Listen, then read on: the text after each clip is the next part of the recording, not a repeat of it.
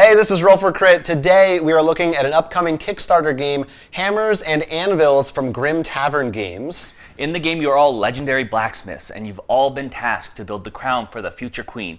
Fortunately, there's only one queen, therefore there can only be one crown. So you're going to be competing, trying to craft it before the others can. And if you can't, maybe throw some things during the other blacksmith's way to screw them up. So basically the way the game works, very simple. There's one deck, there are 52 cards, that's it. Then there's the furnace, which is your discard pile. Love that they actually give a Yes, nice card. Just adds a nice touch to it. And basically every turn you're going to have 3 cards in your hand. You might have more on some turns. And you're trying to play 3 different types of crafting elements to your anvil, which is just the space in front of you.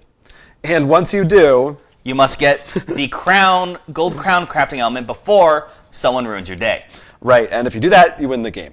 Of course, there are ways as I said, to ruin your day, such as Hammer Fist, which allows me to actually look at Jonathan's hand to take a card. Yep, sometimes there's cards that just let you destroy things from people's anvils. Or even protect your stuff. Protect your stuff, take things from the discard pile. Lots of different little interactions. Simple, but really fun. Very simple. I don't know if they're calling it this, but I would call it a micro game. I think it's in that same family as I would love to take this just like to it's restaurant very small. stuff. Love Letter, I think, is a good foundation for what kind of a game this is.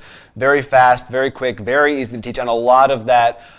There is a kind of bluffing to it, but Oh no, there definitely is, because what happens when we played it a lot is there would be, if you had the crown, there's a lot of thinking of, all right, I don't want them to think I have the crown or something. Or if you have multiple crowns, like, I really don't want to discard one even though I don't need both of them. right, there's 5 crown cards total in the deck, so the other part challenge is just getting that card and being able to hold on to it for when you need it. So there's a lot of tension of, do I want to play all my cards now, figuratively and literally, or do I want to hold back and wait because someone might just screw me over before something like that even happens? There's a lot of back and forth. There's a lot of catch-ups and comebacks.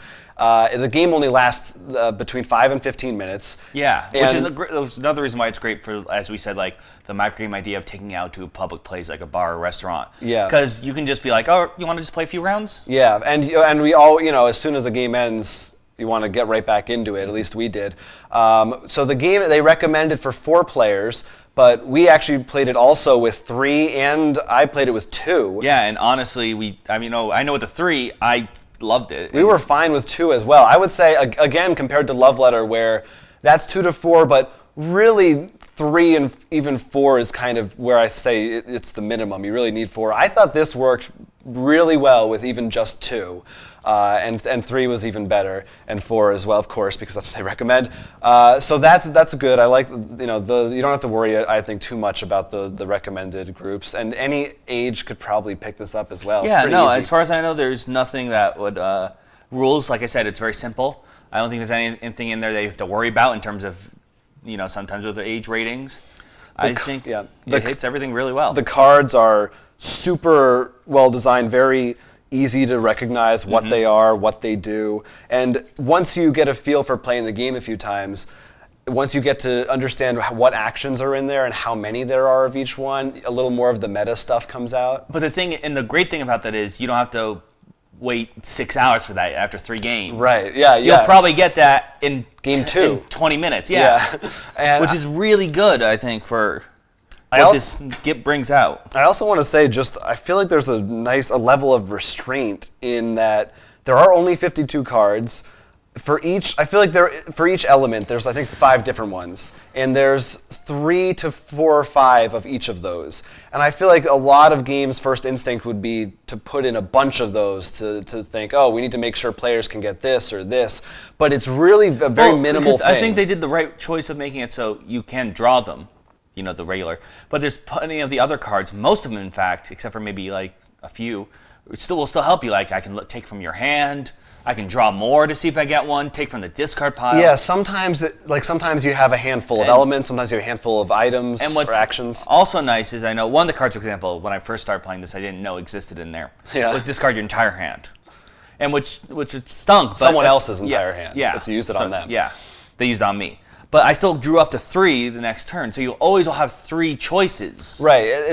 There's no runaway leader. There's no, oh no, he destroyed my anvil, so I'm done. Yeah. You always have a chance to catch back up, which is great. I mean, the only time that happens is because the game's about to end. Right, if Which is fine because then you're like, okay, it's round over. 2, let's go. Exactly. So we had a blast with Hammers and Anvils. Fun, simple theme, but effective and really fast, easy, and very small. So it's going to be inexpensive. If you like a small game that you can play with a few people on the go, wherever you are, definitely we recommend that you check this one out.